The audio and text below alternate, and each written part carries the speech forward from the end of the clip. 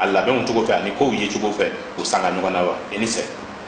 ba ɲininkali jara ye kosɛbɛ kosɛbɛ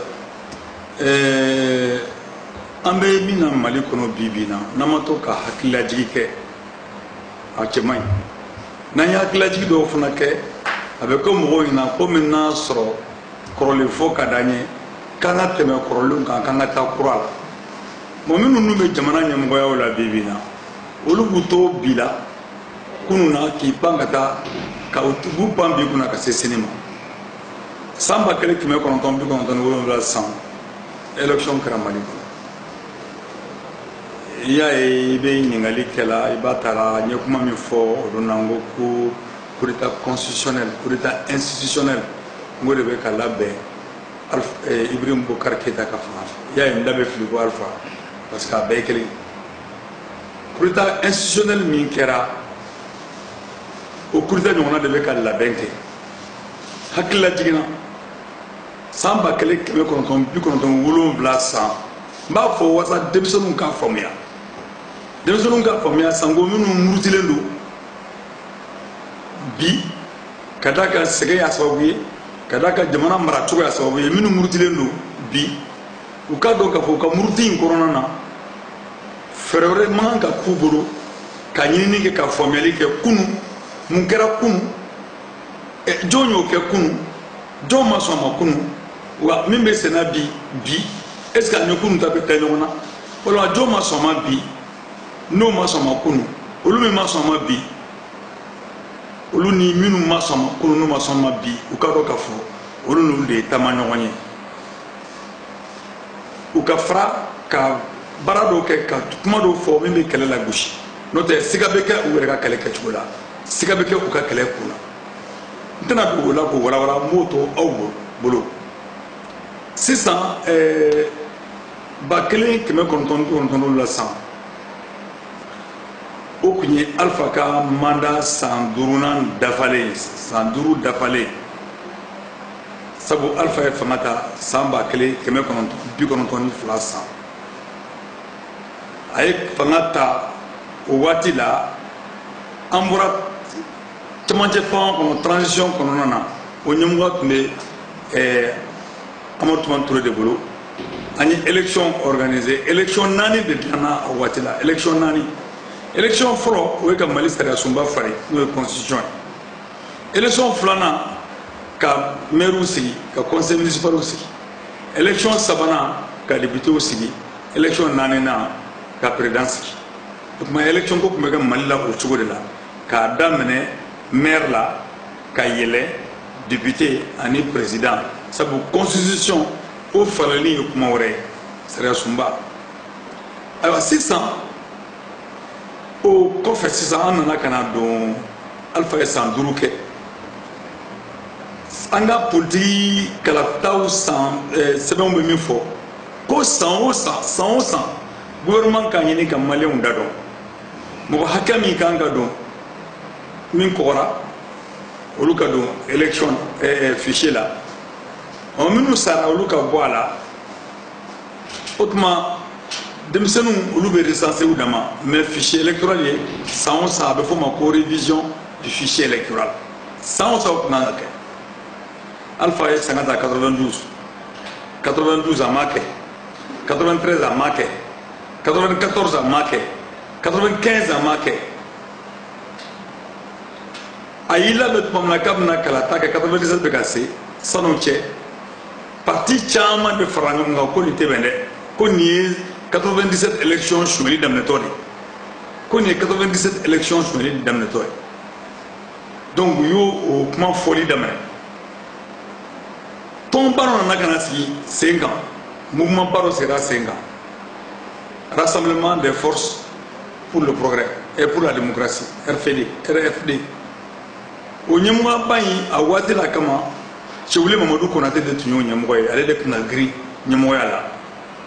o waati la kɔnɔna na mouvement de la société civile caman tun b'a la o waati la kuma la CNDI tun b'o la o mouvement de wulila san o san u bɛ wuli u bɛ tagamaw kɛ u bɛ kuma kɛ k'a fɔ ko fanga tɛ ka fɛngɛ sigi ko fanga tɛ ka révision de liste électorale au moment de fana wula ka ko ka senisi kuma da administration la fo mo ka famia kuma da administration ka barala ko fo ka senisi oh c'est ça mun na kana ke comme vous ka pour préparer là 1993 Ablaye Sékou Sow bora fangala Ibrahim Boubacar Keïta nana Ibrahim Boubacar Keïta nana au kara premier ministre Ali Nuhu Jallow au assemblée président Soumaïla Boubèye Maïga au sécurité d'état ñemogo Alpha Maro Konaré au président Sada Samake au administration territoriale ñemogo mba fe ka ni fo hakila jigina malion ka famia sabu ni ma famia fembe ka kila aka gele ika don ika nga framita ko siko kumbe o kuma mbe se ka kanka prepare la teke fanga la 94 la Ibrahim Boubacar Keïta premier ministre Alpha président de la République Soumaïla Boubèye Maïga directeur de la sécurité d'état Ali Nuhu Jallow président de l'Assemblée nationale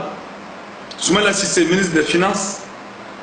et Sada Samake ministre de la sécurité o de tun bɛ yen ni mɔgɔ wɔɔrɔ in olu de tun ye fanga ɲɛma yɔrɔ ye ayiwa kɛlɛ nana ka na se mun na mɔgɔ minnu ye kɛlɛ kɛ anw tun b'o la an tun b'a cɛmancɛ la radio Kayra tun b'a la a y'a dɛmɛ ne yɛrɛ tun b'a la o b'a sɔrɔ an ka baara yuguyabalen don CNID kɔnɔna na mais an tun bɛ fɛn fɛn ye démocratie kɛla fasa kɛlɛw ye an tun b'o bɛɛ lajɛlen na ani cɛwlen kun tɛ kungelena kelen na cɛwlen Mamadu Konate kun tɛ kungelena kelen na mais Mali ko la an tun bɛ nin kɛlɛ in na ayiwa mun sɔrɔla o kɛlɛ kɔnɔ CENI sɔrɔla u sɔnna u ye CENI bila liste électorale révision ko san saba kɛra min na i m'a réviser kan yarɔ o kun ka gɛlɛn dɛ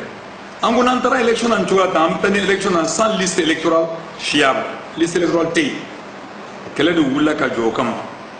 Alpha nana ka na ko ka élection kɛ a y'a daminɛ ni mun ye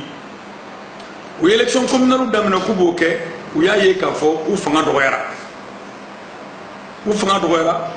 a waati n'a kama bɛɛ ko ko ni Alpha tɛ se ka kɛ 97 k'a tɛ se ka Mali président ye tellement que ka da kan u ye san 5 min kɛ u ye mɔgɔw tɔɲɔ ka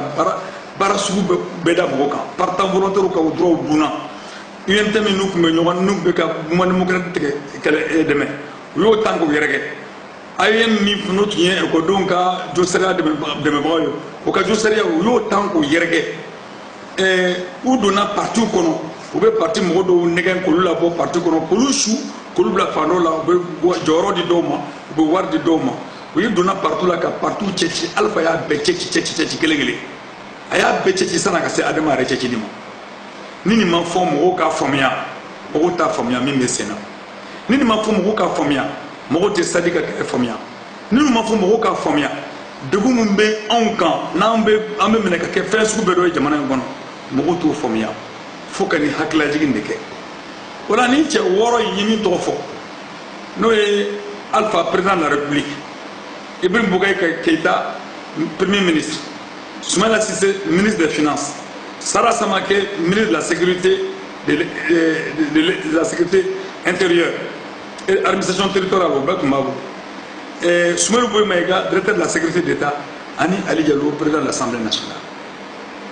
donc jamana ni tun bɛ ninnu bolo an b'o la tuma min na u nana ka na élection kɛ an ye marche kɛ ka meeting kɛ mais an ka sɔrɔta kɛra u ye CENI sigi CENI sigira min kɛ waati kɔnɔna na u nana ka na bɔ mun nana bɔ ni mun ye 97 élection sera maître Tabo kɛra CENI président ye ɔ k'an bɛna karataw kɛ n bɛ tila ka se musaka yɔrɔ ma mais n bɛ kuma karataw kɛra hakɛ min kɔnɔna na n bɛ tila ka na kuma o kan alors sisan CENI sigira kalataw nana commencer kalataw commencer na sisan 97 kɔnɔna na sanu ka dɛmɛ maire la député ya président ya bɛɛ tun b'a kalama k'a fɔ ko tiɲɛni min kɛra adama fanga fɛ k'u tɛ se ka kɛ cogo si la ko maliyɛnw bɛ tila ka u kɛ u sigi filɛ fanga la maliyɛnw bɔra u wulila o kɛlɛ la Kabila commencera au Kélé Konan. Boara Konana. 97. Et Uyupan Kalafido Konakana, député Ski. Député Ski Kera, Adema Yaka, Choueli machine là-bas. Choueli machine yere. Vous avez la béni, chef d'arrondissement. Vous avez la béni, préfet. Kaklaka, Seni Fra Oukan. Vous avez Choueli Bak élection législative là. Choueli Kera. Faut qu'on ait un outil langoka que la patronne de Mourbaï. Oui, bella gelende de la balotage défavorable là. Bé. Élection tout mais deuxième tour tout mais gadron assemblée tout mais adema quel pays parti chef de l'eau. Ni député aurait pu nous donner qu'à faire député qui m'a dit binani à niveau blaka ou mais député fla. Voilà ma quel pays. Je vais lui barka bonya koju. Jama wulila. Mali be wulila. Où on a qu'un stranco fini. Ou ka bailleur de fonds era kuma ko kay nteme danga de ama soli ke no wagaya o shina kanate manga ngulla jama ngulla ka murti alfa shina kana tara kon constitutionnel kama o ya be annulé ka élection be annulé député sigi be annulé on est député sigi annulé 600 o ya fomia ka fo o ye choueli ke machine min bla 5 ans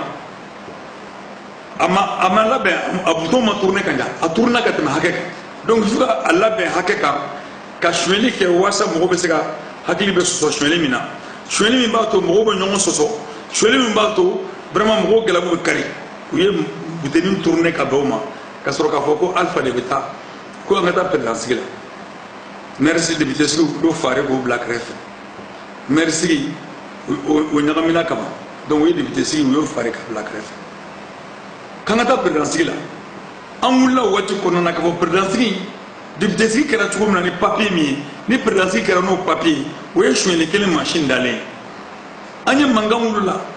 diebe wula kijo diebe de wula kijo malika ni élection ko ina ni sayna 97 parce que afroko malika démocratie non mudé anya fanga bi ka conférence nationale ke kana démocratie ko malika tay ñote. Donc ben on a pression qu'Alpha ka ijija kana tien ko jugu ijija kana tien ko jugu afana ka machine la be ko kata présidentielle. Oh candidat tchèque de kononton de tuer candidat présidentiel. Olu la ko tchèsi o la mamina. Ou ya ka fo fichier électoral main liste électorale nyama tey. Yo famille mi ga ko aywa kanga wuli de. Wuli ka jok konnana Alpha Bambo la main proposition bekra mambo la main. O labana o candidat o be ko ko te election be a fo ko tala a kelen ka ta ka election na akata nyarabo aka fere ba kono fere kera mu u ka fere bu kono parce que ni mo woro betumbe ni mo woro betumbe u ka fere bu kono o fere tu mu ka bu be su ka to secret d'état la ka bla mo la ngal ko ta ngalo me dan nu na yan fe u be nu be do mo kan kam nu mangutu tien bar sola kuma ngutu tien sotrama okono ube mo sera kabri sécurité d'état la olu be wuli ka yela mangutu tien na jamana fan befe ka mo mangutu tien don ko mangutu tien an wara ko ko taw sadi awadila sadi mana folo sadi mouvement politique de tumé an ko taw baru kono nawla ube mo sera ka bla ka mo sera ka bla mobile place la ka mo sera sula olu de beta kata an funundo jila bube ka barakeroy mo ko be wuli syndicalisme be wuli grève la walma mo wonu be wuli marche ni meeting la sara sama ke bien ala ka hinala sara sama ke bien uye adema jeune chamanche ko lu bla o ke milici sigi 5 ans o milici u ko ma ko nijan o lu be jigi mo kan o lu de mo mu marche la kata islam mu marche la kata ko be dan na irake fangala ka so drim boga ke ta ko premier ministre ale de o milici no chou ko bla mo la utara sinamé no ba de goshi pour no utara ya fa samara segel utara ya fa ka robe noni ayoke o kala 96 97 94 95 96 fo wati corona kana be 97 donc mo ko seki la ma tu mo ko seki la ma radio kara ya da tu fe ka kunyo ngelenge